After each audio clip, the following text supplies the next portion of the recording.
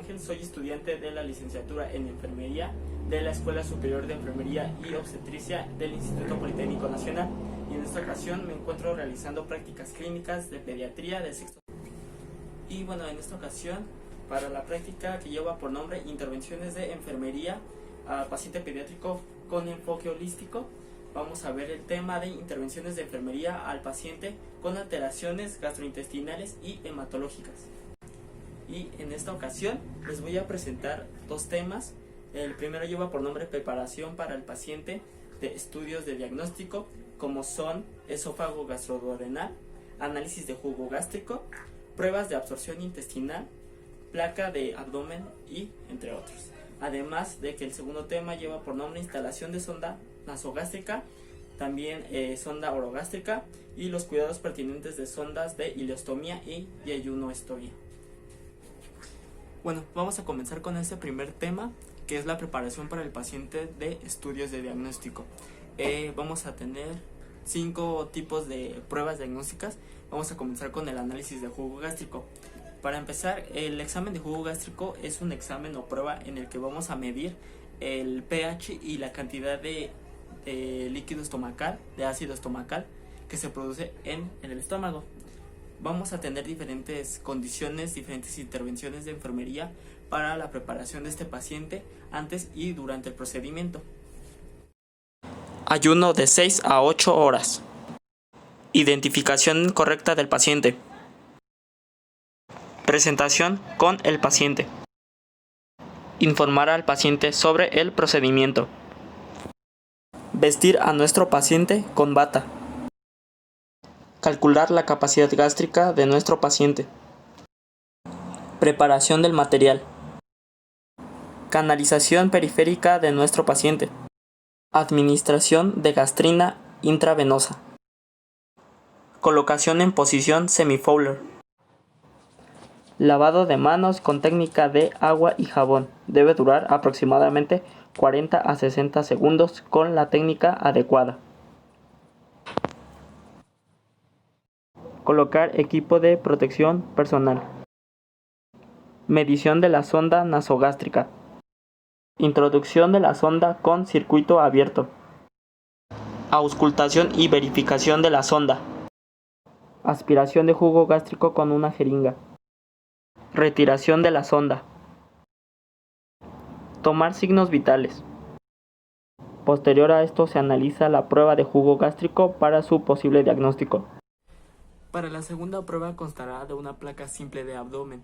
Esta prueba es un examen de radiografía en la cual vamos a poder observar los órganos que se encuentran en nuestra zona. Por ejemplo, el estómago, los intestinos, el hígado y el vaso. Para empezar, se verifican contraindicaciones. Identificación del paciente. Presentación del personal con el paciente. Informar al paciente sobre el procedimiento. Vestir a nuestro paciente con bata quirúrgica. Dirigirse a sala de rayos X. Colocar a nuestro paciente en posición de decúbito supino. Se le pide al paciente que aguante la respiración para la toma de la radiografía. Continuando con esta serie de pruebas, tenemos ahora las pruebas de absorción intestinal. Consta de 2 test o exámenes en las cuales nos van a determinar la capacidad de absorción del intestino, esto de hidratos de carbono y de grasas. La primera prueba va a determinar la absorción de los carbohidratos simples y este test se llama test de Gilosa. Ayuno de 8 a 12 horas. Identificación del paciente. Presentarse con el paciente. Informar sobre el procedimiento. Preparación de 250 ml de agua con 25 gramos de Gilosa. Verificar que el paciente ingiera los 250 ml de la solución. Posterior a esto, se toman muestras de sangre 1 hora y 2 horas posteriormente. Vigilar la diuresis de nuestro paciente durante 5 horas que dura el procedimiento. El segundo test se llama test de secretina y en la cual nosotros vamos a valorar y diagnosticar la función pancreática y la absorción de los lípidos. Esta va a ser a través de una sonda que va a ir desde la nariz hasta el duodeno. Ayuno de 12 horas. Identificar, presentarse, informar y vestir a nuestro paciente. Preparar material. Lavado de manos y equipo de protección personal.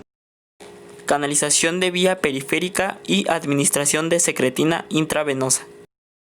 Apoyar al médico con el abordaje de la sonda, además de tomar signos vitales y la extracción de líquidos pancreáticos para su valoración.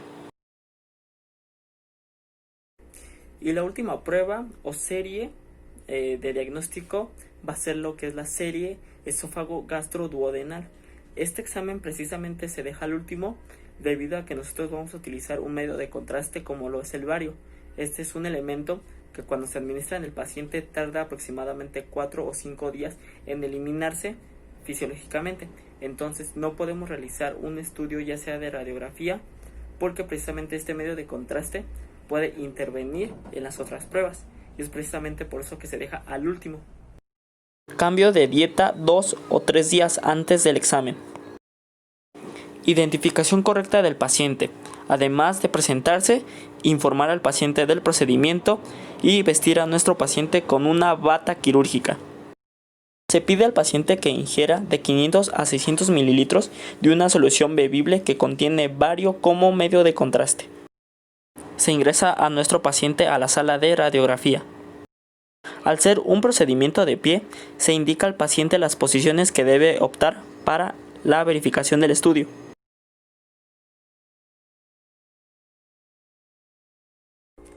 Y bueno, ahora vamos a comenzar, pero no sin antes recordar un poquito de lo que es el sistema gastrointestinal para saber cómo funciona y en dónde vamos a actuar.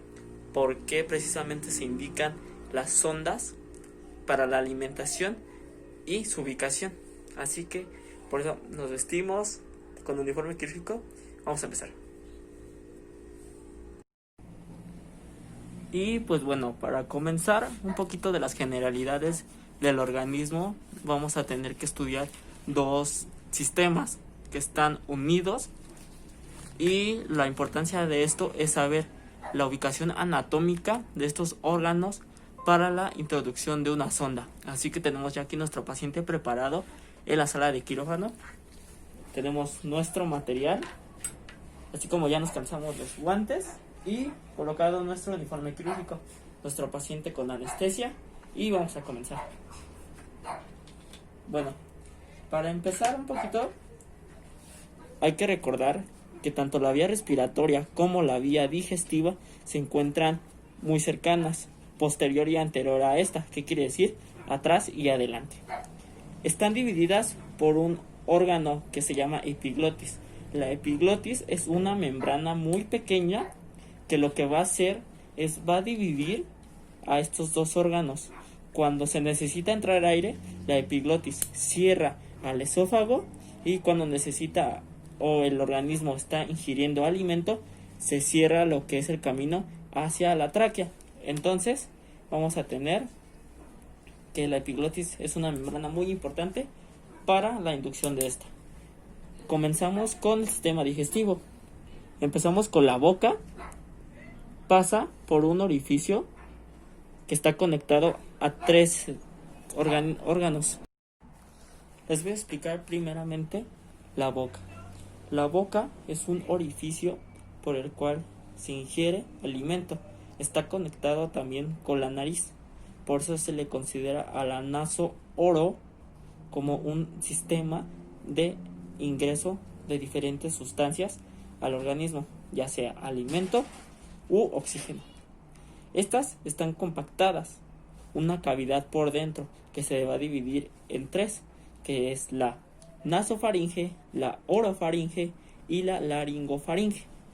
Naso porque conecta a la nariz, oro porque conecta a la boca y laringo porque va a conectar a este pequeño tubo que después lo va a dividir la epiglotis.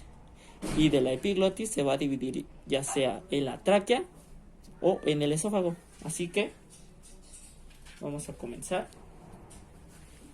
Tenemos lo que es nuestro sistema óseo, lo que son las costillas. Entonces, para abrir más campo, vamos a cortar a las costillas.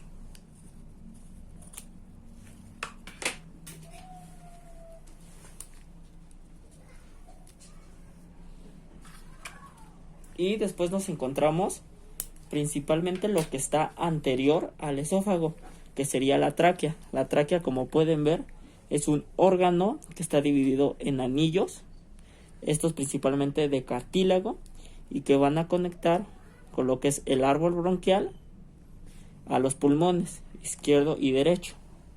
Recordemos que los pulmones se van a encargar de la administración y el intercambio de gases en el organismo. Vamos a ampliar más el campo.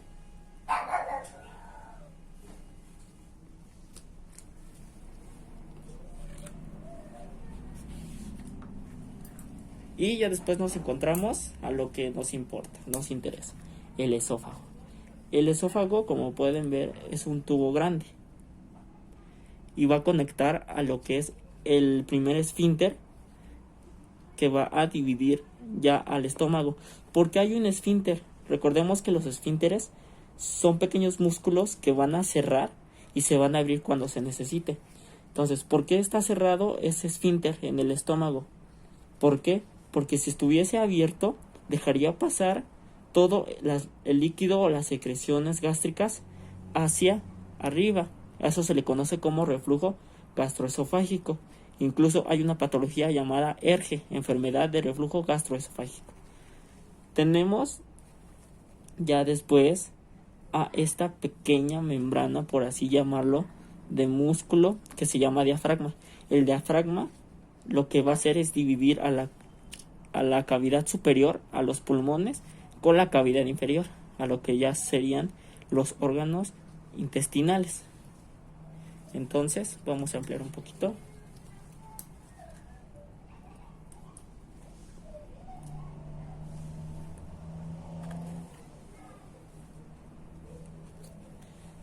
Y después nos encontramos a páncreas.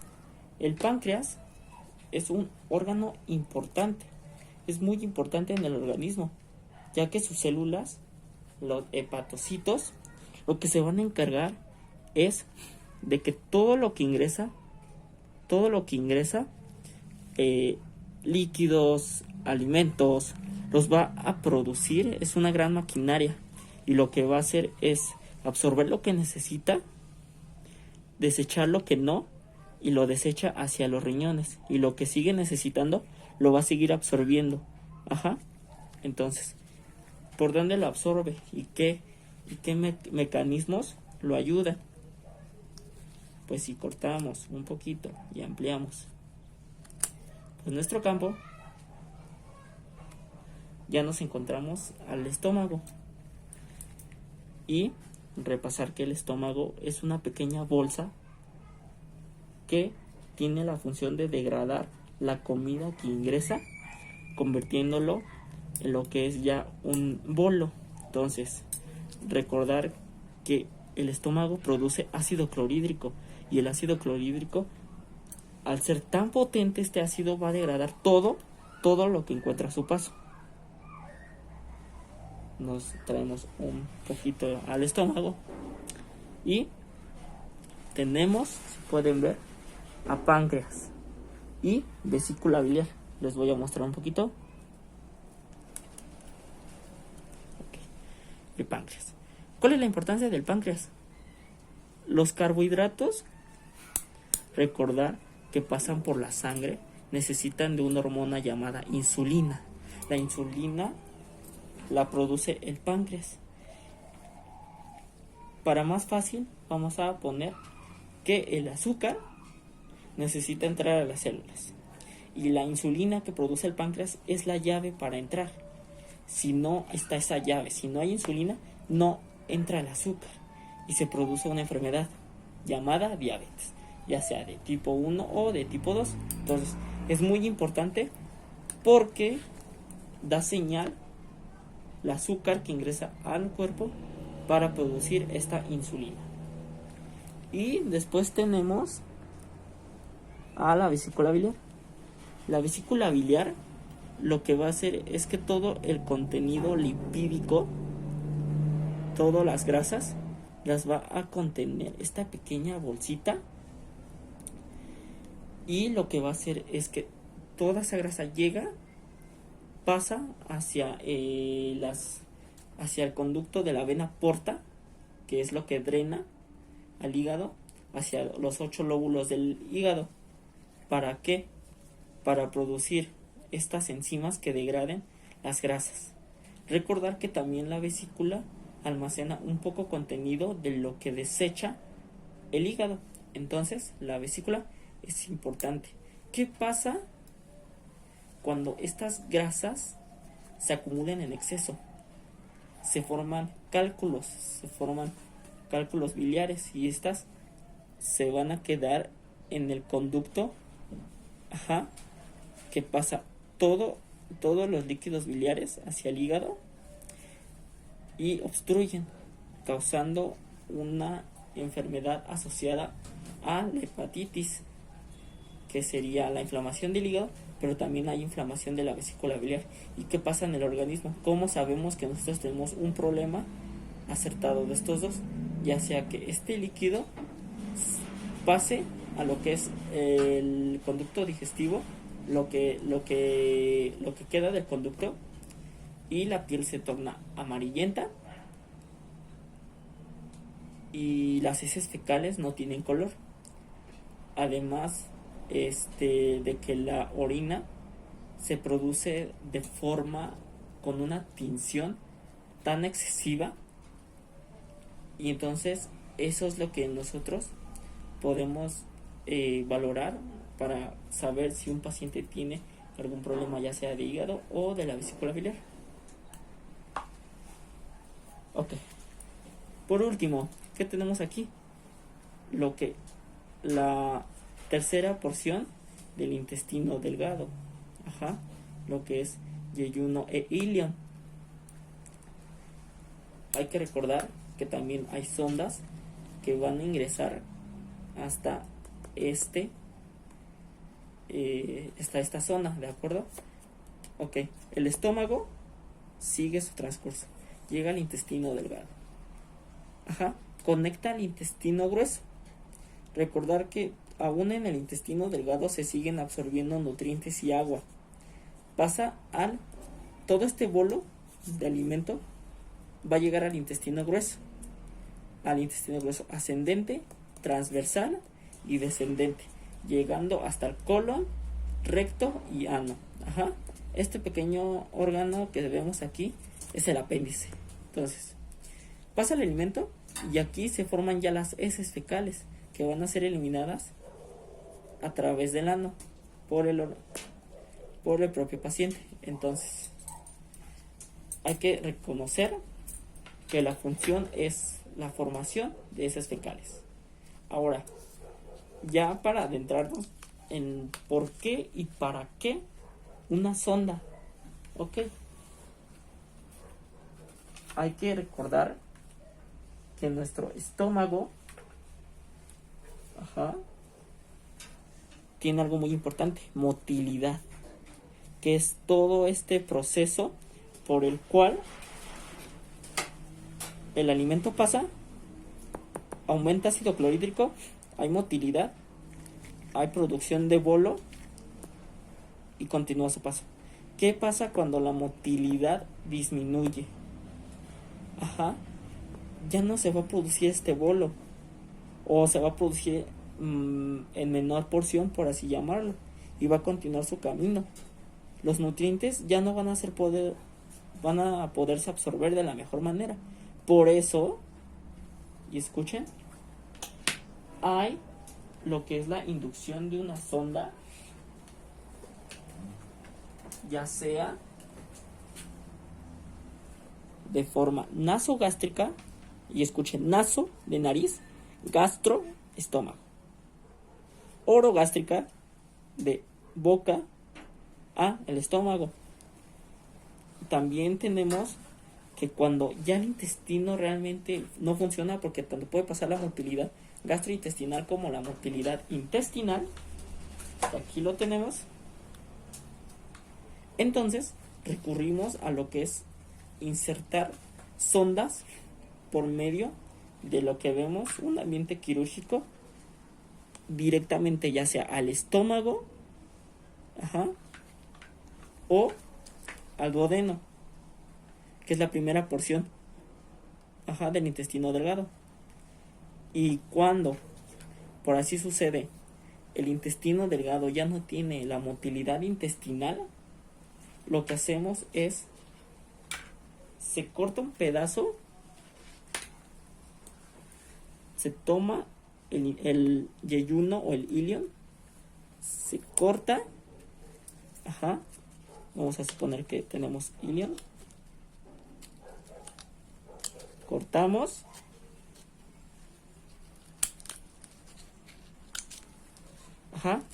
¿y qué pasa? Que este pequeño pedacito que se queda de intestino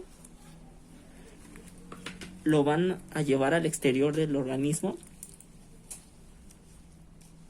quedan en el exterior, se cose de forma, más bien se sutura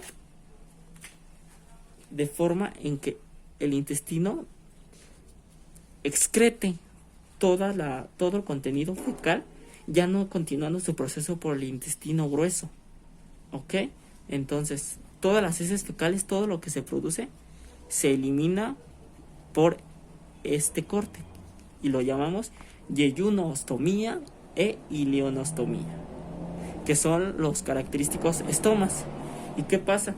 Cuando nosotros, ¿cómo se elimina? Pues bueno, vamos a suponer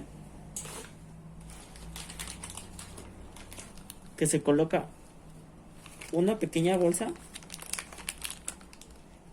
y por ahí van a desecharse las heces, todo este contenido. ¿Cómo son estas heces? Pues ya no son como las heces formadas que nosotros desechamos, por lo que conocemos como una defecación normal, sino que ya son demasiado líquidas, pueden ser pastosas, de forma en que ya no continúa su proceso. Eso quiere decir que el bolo continúa líquido, llega y se queda líquido, ya no pasa a formar heces. Entonces, nuevamente recordar el objetivo por el cual se deben introducir sondas para alimentar a nuestro paciente, la nutrición parenteral total.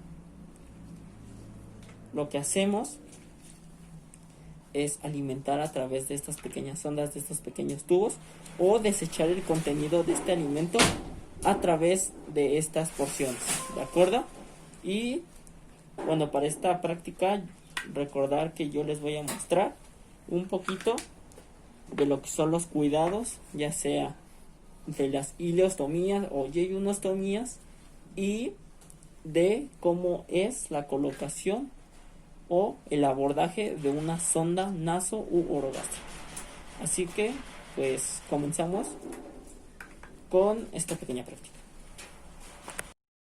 Y bueno, todo listo para continuar con el siguiente procedimiento, con la siguiente técnica, que va por nombre los cuidados que se realizan a las yeyunostomías e ileostomías, además de cómo es la colocación de una sonda nasogástrica y orogástrica.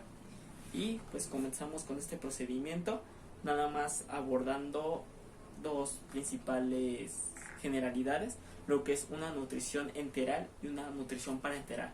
Una nutrición parenteral es aquella que se administra por medio de una vía periférica, y mejor conocida como una línea periférica, una cateterización de esto es para la administración de una solución a través de una vena. Y después tenemos a la nutrición enteral, ya sea parcial o total. Entonces, parcial o mixta, también en algunas bibliografías se menciona, es aquella nutrición por medio de la boca, alimentos sólidos, o incluyendo también la introducción de una pequeña sonda o un pequeño tubo, esto ya es de forma invasiva al paciente, por el cual se va a alimentar.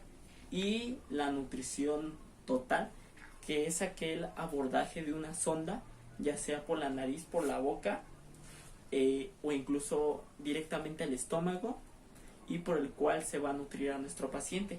Recordar que todo esto depende a la motilidad gastrointestinal y la motilidad intestinal, porque también hay que recordar que no solamente tenemos que cuidar la alimentación, sino la eliminación de las excretas de nuestro paciente. Así que aquí les vamos a brindar toda esa información sobre cuidados y sobre abordaje. Así que, de igual forma, recordar que esta práctica la realizamos con base al requerimiento número 3 de la teoría del autocuidado de Oren, que es el aporte suficiente de alimentos. ¿De acuerdo? Ok, el material que necesitamos: guantes, nuestra sonda, la cual se va a introducir. Esta tiene por nombre sonda de Levin, en la cual va a tener unos pequeños orificios que se van a ingresar por medio y van a llegar al estómago. Va a tener lo que son sus conductos para la alimentación y para la verificación del contenido gástrico. Necesitamos una jeringa, un vaso,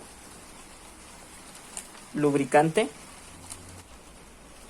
nuestro estetoscopio para la verificación, y también necesitamos lo que son gasas. Vamos a necesitar tijeras y por último necesitamos agua. De preferencia esta tiene que ser inyectable o bidestilada. Esto va a ser precisamente para la verificación y el enjuague de la sonda. Identificación de nuestro paciente, identificación del personal y así como la información a nuestro paciente. Ahora, antes de comenzar, unas pequeñas indicaciones que se realizan antes de la técnica, y esto es más que nada para la verificación y el reconocimiento del paciente. La primera es que se debe indicar un ayuno de por lo menos 4 horas al paciente, ya que debido a que nosotros vamos a introducir una sonda podemos provocar arcadas por medio del reflejo vagal y llegando a náuseas y al vómito del paciente. Incluso si el paciente mantiene líquidos gástricos podría haber riesgo de broncoaspiración. Entonces, ayuno antes 4 horas del procedimiento, ¿vale? Checar que el material esté indispensable siempre, checar que nuestro material esté pues contado, que lo tengamos a la mano, ya bien preparado, y vamos a explicar el procedimiento a nuestro paciente claramente. Incluso este procedimiento se realiza en colaboración con otro personal, ya sea médico o enfermero. Entonces siempre va a haber quien te apoye, quien te pues te pase el material, por así llamarlo, y también quien haga la verificación y la anotación, todo el procedimiento, signos vitales, la toma del tiempo, y si algo te hace falta, pues tu compañero te lo va a proporcionar. Pero en esta ocasión yo les voy a mostrar la técnica que se denomina de circuito abierto para la colocación de una sonda nasogástrica u orogástrica, según el caso. Hola, ¿qué tal? Me llamo Miguel Ángel, soy el enfermero que en esta ocasión te va a atender. Y pues en esta ocasión lo que vamos a hacer es que vamos a introducir un pequeño tubo por tu nariz o por la boca, y que esta va a llegar a tu estómago. ¿Por qué? Porque ya no puedes comer bien, entonces nosotros te vamos a ayudar a que con ese tubito tú ya no uses tu boca para comer. Entonces todo lo que nosotros te vamos a dar va a ir a tu estómago, ¿vale? Entonces informamos a nuestro paciente, identificándonos, ya nos lavamos las manos, equipo de protección personal, colocamos a nuestro paciente en una posición semi-folder. ¿Por qué semi-folder? En esta posición va a permitir el correcto o la correcta ampliación de lo que es la vía aérea y digestiva. Ya tenemos a nuestro paciente Ya nos informamos, nos vamos a calzar los guantes.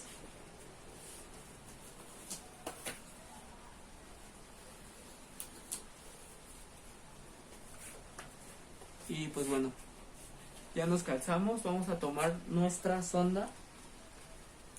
¿Y qué vamos a hacer? Vamos a medir, mira, aquí está la sonda. Vamos a medir si es nasogástrica del orificio nasal elegido hacia el lóbulo de la oreja y de este al apéndice sifoides hasta la terminación, o si es por la boca, de la comisura del labio al lóbulo de la oreja al apéndice sifoides, ¿vale? ¿Cómo vamos a determinar en una nasogástrica qué orificio nasal se va a introducir? Bueno, primeramente saber cuál está permeable, cuál no tiene mucosidad o anatómicamente no tiene un problema para que la sonda ingrese. Entonces, valoramos igualmente de la boca que no contenga secreciones. Entonces, tenemos nuestra sonda, agregamos un poco de lubricante a la punta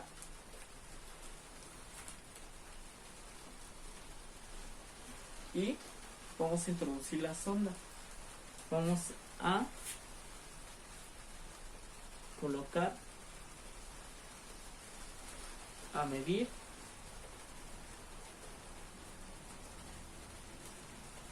y tenemos que esto es lo que va a ingresar a nuestro paciente. Verificamos la integridad de la sonda. Ok, está perfecto. Y lo que vamos a hacer es pedirle a nuestro paciente, ya sea que sea por la nariz, que nos ayude un poquito en lo que sería respirando, pero si es por la boca, nosotros vamos a apoyarle al paciente con un líquido. Eso va a ayudar a distraer, por así llamarlo, al reflejo vagal y nos va a poder ayudar a la introducción de la sonda. Entonces, tenemos ya la sonda, la vamos a acomodar en nuestra mano de tal forma que nosotros podamos manipular e insertamos con un movimiento efectivo y gentil. Vamos a comenzar ingresando a la sonda. Entonces,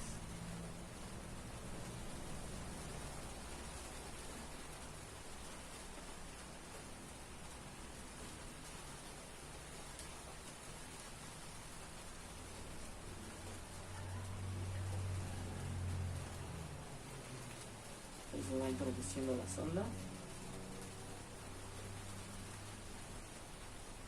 Hay que recordar también que nosotros estamos introduciendo algo que no es propio del paciente.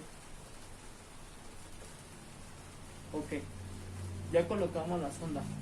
¿Cómo verificamos que la sonda está perfectamente ubicada en el estómago? Bien, lo hacemos ya sea a través de la auscultación. Vamos a auscultar.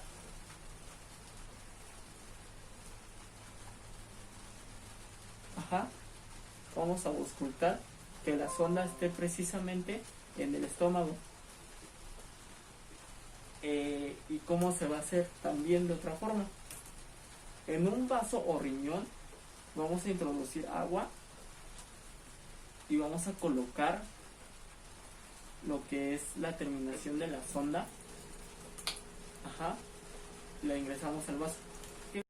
Ok. ¿Qué pasa precisamente en el vaso? Si comienza a burbujear, es que introducimos la sonda en vía aérea, o sea, en el pulmón. Ahí no debe de estar, entonces vamos a retirar la sonda.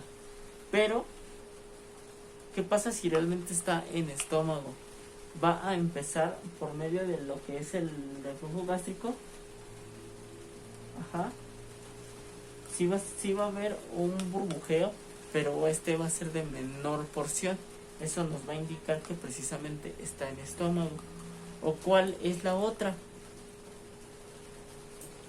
Nosotros vamos a tomar nuestra jeringa, la vamos a a introducir y vamos a aspirar. Si sale contenido gástrico, que se va a hacer muy notorio el aspecto, es que está correctamente en la cavidad esofágica y con ello en el estómago. Pero ¿qué pasa si nosotros aspiramos y hay aire? Nuevamente, ahí tenemos que verificar porque probablemente esté en el pulmón. O incluso nosotros antes de realizar esto, cuando realizamos la toma de signos vitales, recordar que la saturación de oxígeno es una toma vital. Entonces nosotros colocamos un oxímetro de pulso y si encontramos una disminución de la saturación de oxígeno, es preciso saber que estamos introduciendo algo que está impidiendo esa correcta oxigenación, ¿vale? Entonces, de acuerdo, ya vamos a suponer que sí está en la vía, en el esófago, que sí está donde debe de estar.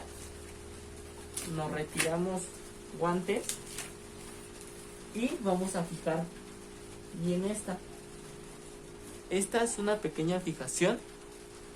Si pueden ver, es una forma de H. Una va a ir a la nariz y yo les voy a enseñar a colocarlo. Tenemos a nuestro paciente. Vamos a colocar una de estas pequeñas tiras a la nariz de esta forma y vamos a pasar la sonda por debajo de la cinta y le vamos a comenzar a dar vuelta.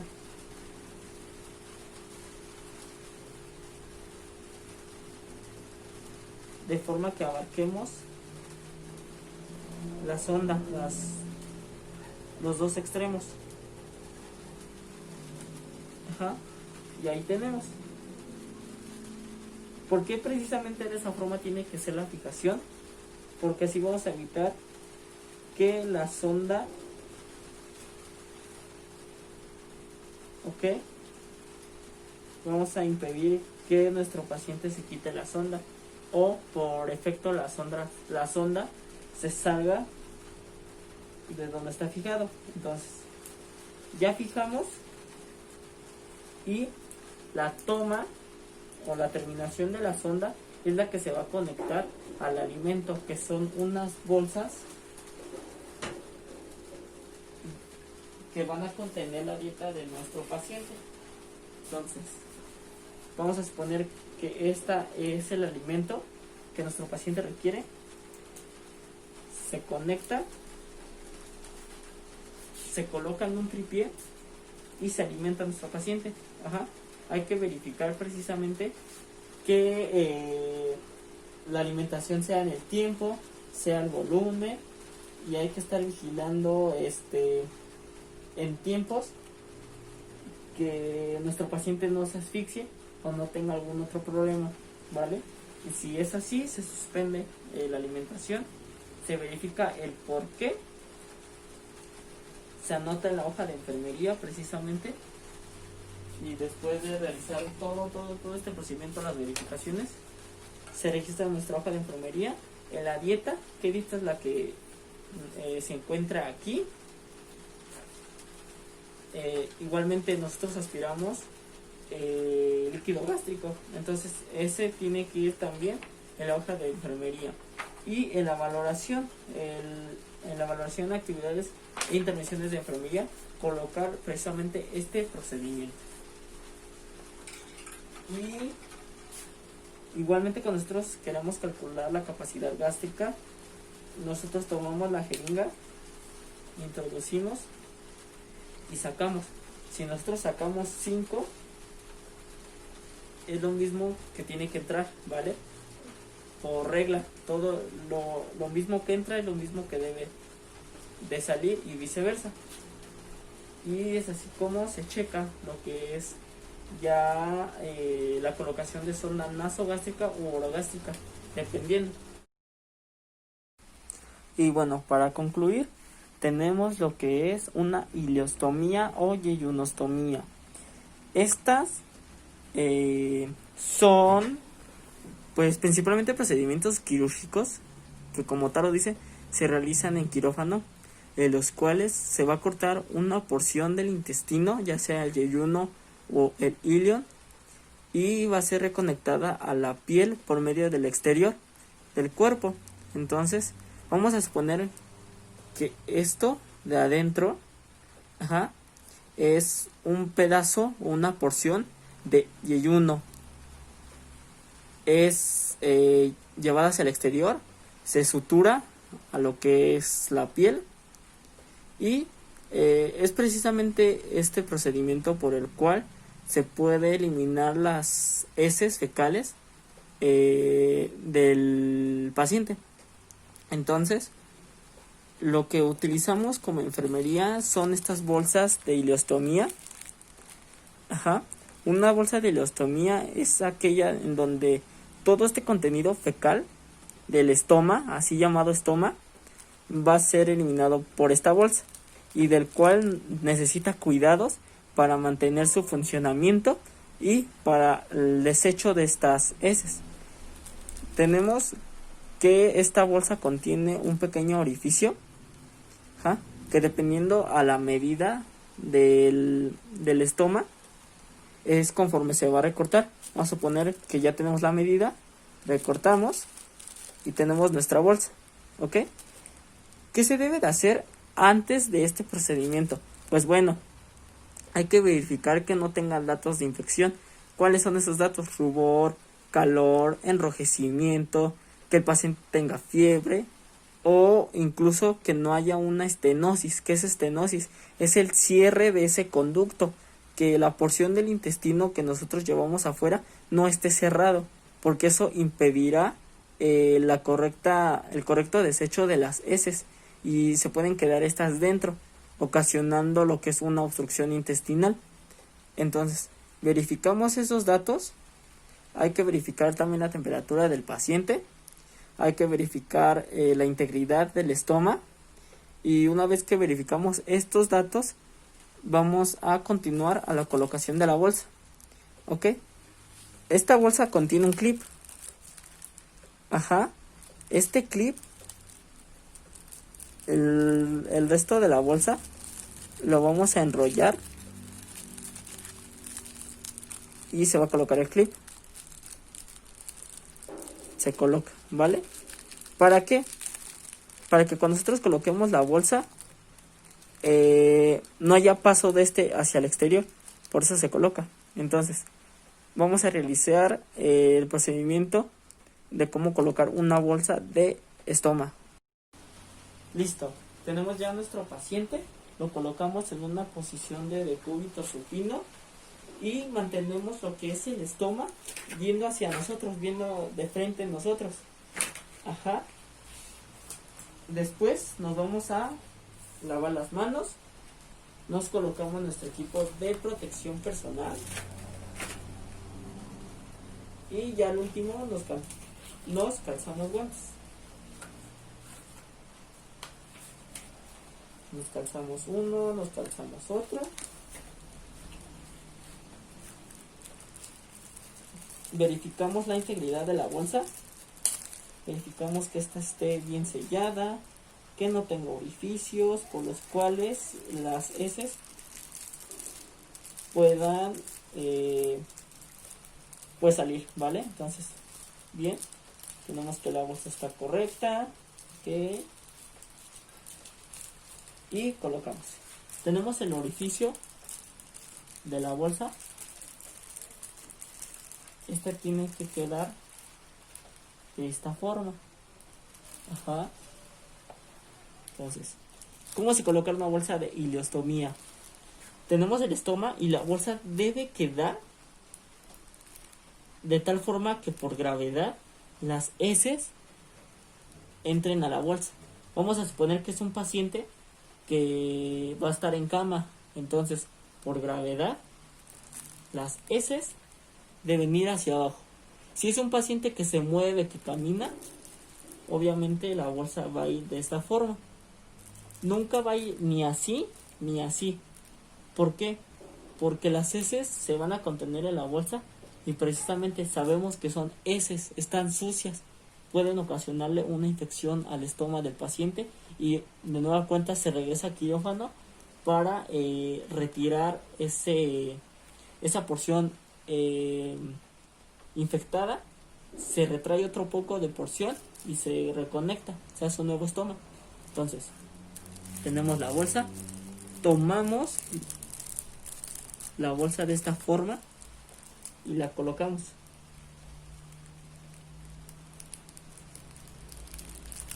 Ok. Estos contienen un pegamento especial, lo cual hace que se adhiera perfectamente. Entonces tenemos ahí que se adhiere, tenemos el clip y ya tenemos nuestra bolsa de recolección del estómago. Ahora, otro cuidado de enfermería que se realiza: ¿cómo limpiamos esta bolsa? Bien, nosotros tomamos una pequeña gasa.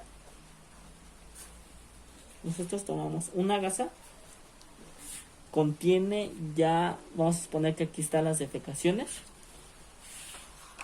Vamos a tomar una riñonera o un recipiente en el cual podamos retirar todas esas heces. Lo que vamos a hacer es abrir el clip,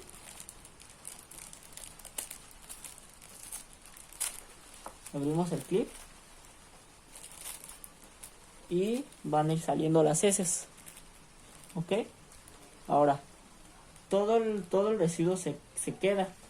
¿Qué hacemos con nuestra gasa? Con ayuda de una gasa y de jeringas con agua, vamos a introducir una cantidad de agua en jeringa a la bolsa. Abrimos la bolsa, introducimos el agua, dejamos que ésta limpie y nuevamente retiramos el agua. Después nuevamente se realiza esto. Por lo regular se debe realizar unas 3 veces. Vamos a enjuagar 3 veces. Ya lo que contenga con nuestra gasa, vamos a introducir la gasa en la bolsa y vamos a limpiar. Limpiamos. Otra, igual antes de limpiar, el residuo que contenga, con nuestros propios dedos la vamos a llevar hacia abajo de esta forma, con un movimiento de dedos. La llevamos hacia afuera. Y ya que no haya nada, nuevamente con la gasa limpiamos y cerramos. Nuevamente se reconecta el clip y listo, ya tenemos limpia nuestra bolsa. ¿Cómo se retira? Bien. Cuando ya se haya perdido el uso de la bolsa y tengamos que volver a colocar otra, es fácil. Nuevamente nos cubrimos con guantes, tomamos la bolsa y la vamos a ir despegando de la parte superior de la bolsa hacia abajo.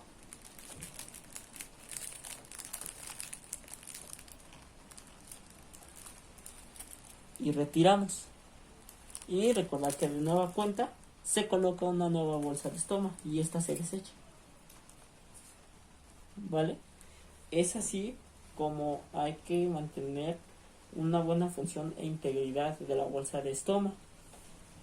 Recuerden los puntos esenciales: una correcta asepsia, que va con una gasa, y nuestros principios de asepsia: de arriba hacia abajo, el centro a la periferia, de cefalocaudal, de lo más distal a lo más proximal.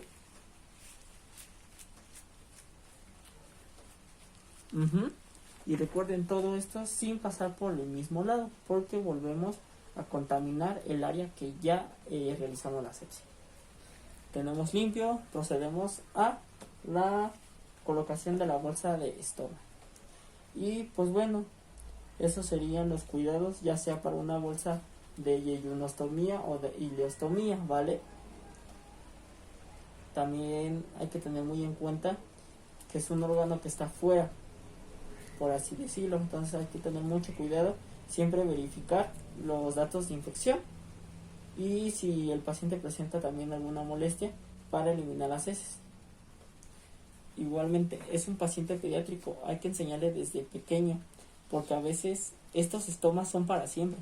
Entonces hay que enseñarle al pequeñito cómo se limpian, cómo se retira, cómo se coloca otra bolsa y también cómo se debe bañar, porque debido a la independencia que los pediátricos tienen, si es de menor edad, hay que enseñarles a cómo bañarse, hay que decirles que se deben colocar una bolsa, se deben bañar, muy normal todo, y cuando lleguen a esta parte tener mucho cuidado en la zona donde está adherida la bolsa para que el estómago no se moje.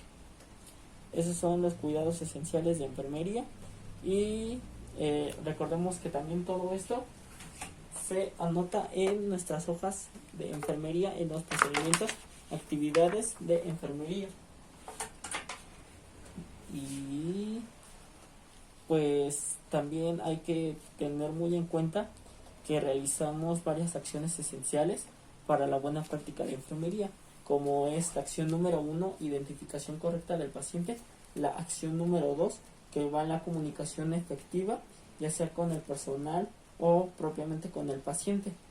Igualmente, que cada procedimiento debemos tener nuestros correctos. Eso quiere decir el saber correctamente, por así decirlo, lo que las intervenciones que nosotros vamos a realizar en el paciente. Y otra también muy importante es que si nosotros realizamos algo de forma incorrecta, se considera un efecto ya sea adverso, centinela, y que siempre debe tener un registro. Hay que recordar que el registro de estos eventos nos va a ayudar al personal a capacitarnos y a ser mejores cuando realizamos estos procedimientos.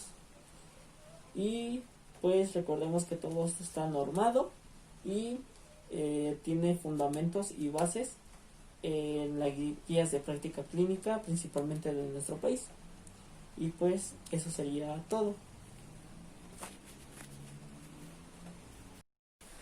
Y pues bueno, yo me despido sin antes pedirles a todos que se cuiden. Recordemos que estamos en pandemia por coronavirus. Guarden su sana distancia, colóquense siempre cubrebocas, estornudan con la forma en que se indica, de forma de etiqueta. Lávense las manos preferentemente con la técnica que ya pues sabemos. Y pues nada, cuídense mucho y nos vemos hasta luego.